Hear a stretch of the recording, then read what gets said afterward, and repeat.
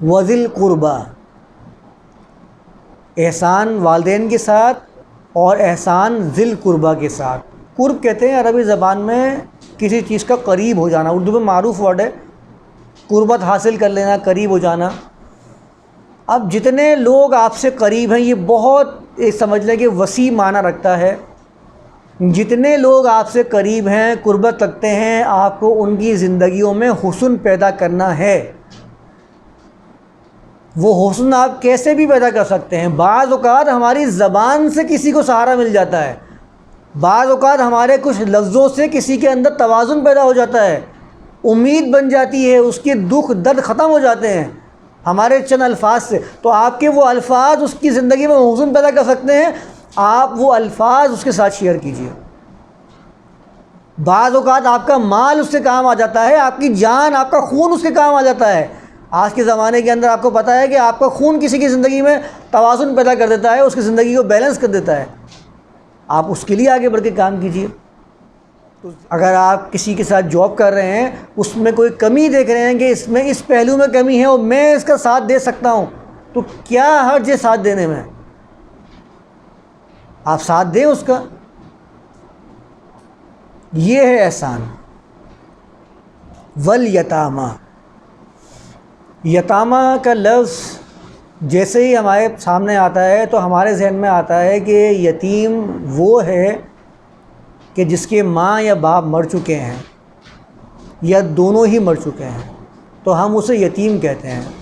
عربی زبان میں یہ مطلب یتیم کا نہیں ہوتا۔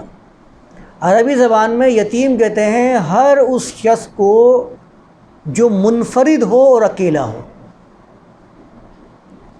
ایک عبارت ہے عربی زبان کے اندر درۃ یتیمہ، درہ کہتے ہیں عربی زبان میں موتی کو، تو درۃ کی جب ایڈجیکٹو بن کے آتا نا یتیمۃ، درۃ یتیمہ، اس کا مطلب ہوتا ہے ایسا موتی جس کی کوئی مثال ہی نہ ہو، بے مثل، اکیلا، بے مثال موتی۔ اس کو عربی زبان میں یتیم کے معنی میں استعمال کیا جاتا ہے، اس کو کہتے ہیں اکیلا ہونا۔ تو آپ اس کے معانی کے وسعت میں اگر جائیں گے تو اس دنیا کے اندر ہر وہ شخص جو منفرد رہ گیا ہے، اکیلا رہ گیا ہے، اس دنیا میں سروائیو نہیں کر پا رہا ہے، اس کا ساتھ دینے والا کوئی نہیں ہے، اس کو عربی زبان کے اعتبار سے یتیم کہا جائے گا۔ صرف بچہ ہی یتیم نہیں ہوتا، بڈھے بھی یتیم ہو جاتے ہیں، بوڑھے بھی یتیم ہو جاتے ہیں، ماں باپ بھی یتیم ہو جاتے ہیں بچوں کے ہونے کے باوجود، کیونکہ ان کے پاس کوئی دیکھنے والا نہیں ہوتا ہے۔ ماں باپ کو بچے جو ہیں وہ چھوڑ دیتے ہیں اکیلے، وہ یتیم ہیں اس ٹائم پہ۔ یتیم صرف وہ بچہ ہی نہیں ہے اس کے ماں باپ مر گئے، ماں باپ بھی یتیم ہو جاتے ہیں بچوں کے زندہ ہونے کے باوجود۔ تو اگر آپ ایسے لوگوں کو دیکھتے ہیں جو اپنے ماں باپ کو چھوڑ دیتے ہیں تو آپ ان کی مدد کریں آگے بڑھ کر۔ یہ ہے احسان ان کے ساتھ، یتامہ کے ساتھ۔ ایسی عورت جس کے پاس کوئی دیکھ بھال کرنے والا نہ ہو وہ یتیم ہے۔ یتامى النساء کا لفظ خود قرآن کے اندر آیا ہے۔ وَيَسْتَفْتُونَكَ فِي النِّسَاءِ قُلِ اللَّهُ يُفْتِيكُمْ فِيهِنَّ وَمَا يُتْلَى عَلَيْكُمْ فِي الْكِتَابِ فِي يَتَامى النِّسَاءِ۔ عورتوں میں سے جو اکیلی رہ گئی ہیں اللہ تعالیٰ ان کے بارے میں تمہیں حکم دیتا ہے۔ تو یتیم کا لفظ بہت زیادہ وسعت رکھتا ہے۔ ہر وہ شخص جو اس دنیا میں اکیلا رہ جائے، کوئی اس کا مددگار نہ رہے، اس کو عربی زبان میں یتیم ہی کہا جاتا ہے۔ تو اس کے ساتھ آپ کو احسان کرنا ہے۔ والمساکین، مساکین کو آپ سمجھ لیں کہ یہ اس کی اصل سین، کاف اور نون ہے جس سے سکون بنا ہے۔ سکون عربی زبان میں سکین کہتے ہیں چھری کو، چاقو کو، کیونکہ اس سے کیا ہوتا ہے کہ جب وہ کسی کی گردن پہ چلا دی جاتی ہے جانور کی تو اس کی جو زندگی ہے اس میں سکون پیدا ہو جاتا ہے، اس لیے اس کو سکین کہتے ہیں۔ مساکین وہ طبقہ ہے معاشرے کا کہ اس کی زندگی چل رہی تھی، رواں دواں تھی، معاشرے کے اندر جاری و ساری تھی، اور صحیح طرح جس طرح زندگیاں ہوتی ہیں انسانوں کی، لیکن کوئی ایسا معاملہ پیش آیا جس کی وجہ سے اس کی زندگی کے اندر سکون پیدا ہو گیا، ترقی جو تھی وہ اس کی ختم ہو چکی ہے، اور اس کو آگے بڑھنے کے لیے کوئی ایسا سہارا چاہیے کہ اس کی زندگی میں دوبارہ سے وہی ترقی پیدا ہو جائے، وہ اپنی زندگی کو آگے بڑھائے۔ تو اس کے اندر بھی وہ تمام لوگ موجود ہیں جن کی زندگیوں میں سکون آ چکا ہے، کسی وجہ سے بھی چلتا ہوا کاروبار جو ہے وہ ختم ہو گیا، چلتی ہوئی دکان تھی اس میں آگ لگ گئی، تو ایسے شخص کو مسکین کہا جاتا ہے عربی زبان کے اندر۔ ان کی زندگی میں بھی ہمیں حسن پیدا کرنا ہے۔ وَقُولُوا لِلنَّاسِ حُسْنًا، اور لوگوں سے بھی حسن والی بات کہو، غیر متوازن بات آپ نہیں کہہ سکتے۔ یہ جگہ قرآن نے فرمایا یا ایھا الذین آمنوا اتقوا اللہ، اے ایمان والو اللہ کے قانون کی نگہداشت کرو، وقولوا قولا سدیدا، اور سیدھی سیدھی بات کہا کرو۔ وقولوا قولا سدیدا، وہ سیدھی بات کون سی ہوتی ہے؟ وہ بات ہوتی ہے جو متوازن ہو، توازن والی بات ہو، غیر متوازن بات نہ ہو، بیلنسڈ ہو بالکل۔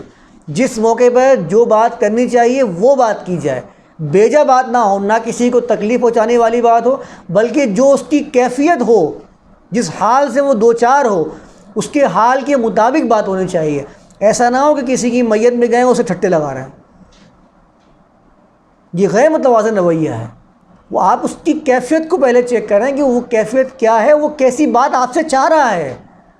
جیسی بات آپ سے چاہ رہا ہے اس سے ویسی بات کریں جس حال کے اندر وہ موجود ہے۔ اگر وہ خوشی کے اندر ہے تو اس سے غم کی باتیں نہ کریں، آپ اس کو موت کی یاد نہ دلائیں۔ جیسے ہمارے یہاں کہتے ہیں نا کہ موت کو یاد رکھو، موت کو یاد رکھنا ہے، اس کے الگ مواقع ہیں۔ خوشی میں کے موقع پر آپ اس سے بولے تو مر جائے گا، یہ غیر متوازن بات ہے، اس باب میں توازن نہیں ہے، یہ غلط بات ہے۔ خوشی کے موقع پر اس کو خوش کریں، اس کی خوشی میں ساتھ بنیں، غم کے موقع پر اس کے وہ بات کریں جو وہ چاہ رہا ہے۔ تو اس کا مطلب یہ ہوگا کہ آپ نے اس سے وقولوا للناس حسنا والی بات کی، توازن والی بات کی ہے۔ اگر بیمار ہے تو بیماری کے موقع پر ٹھٹے اور مذاق نہیں کریں اس سے جا کے، بلکہ اس کی دل جوئی کریں، اس کو امید دیں، اس کو ڈھاس بنائیں اس کی، تاکہ اس کے دل میں ایک اطمینان پیدا ہو، جو آپ سے وہ چاہ رہا ہے وہ چیز حاصل کر سکے۔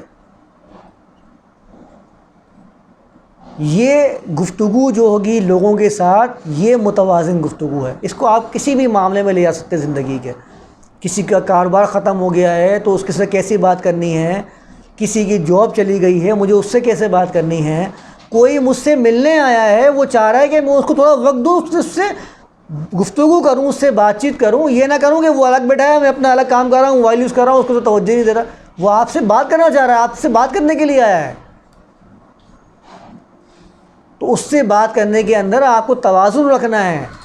ایسا نہ ہو کہ وہ اپنی لگا ہوا ہے، آپ اپنی لگے ہوئے، وہ اپنا کام کر رہا ہے، آپ اپنا کام کریں تو وہ ملنے کیوں آئے ہیں آپ کے ساتھ؟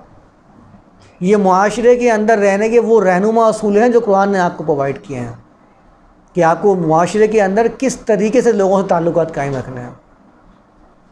وَقُولُوا لِلنَّاسِ حُسْنًا وَأَقِیمُوا الصَّلَاةَ، پھر وہی وَأَقِیمُوا الصَّلَاةَ والی بات، یہ میں واضح کر چکا ہوں پہلے بھی کہ صلاۃ کو قائم رکھنا ہے، اللہ تعالیٰ کی پیروی کے اندر کہیں بھی آپ کو تساہل نہیں برتنا ہے۔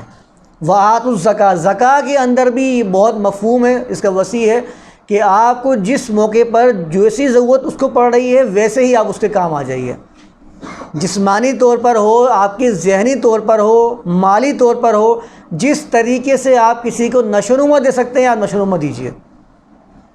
ثم تولیتم الا قلیلا منکم، یہ اللہ تعالیٰ نے ان سے عہد لیا، یہ احکامات صادر فرمائے، پھر اللہ تعالیٰ ان کی کیفیت بیان فرماتا ہے ثم تولیتم الا قلیلا، لیکن تم نے پھر روگردانی کی، تم اپنی بات سے پھر سے پلٹ گئے، الا قلیلا منکم، سوائے چند لوگوں میں سے جو تمہارے اندر، تمہاری جماعت کے اندر شامل تھے۔ وَأَنْتُمْ مُعْرِضُونَ، اور رویہ تمہارا اس طرح ہو گیا جیسے کہ تم جانتے ہی نہیں ہو کہ تم نے اللہ تعالیٰ سے کون سے عہد و پیمان کیے تھے۔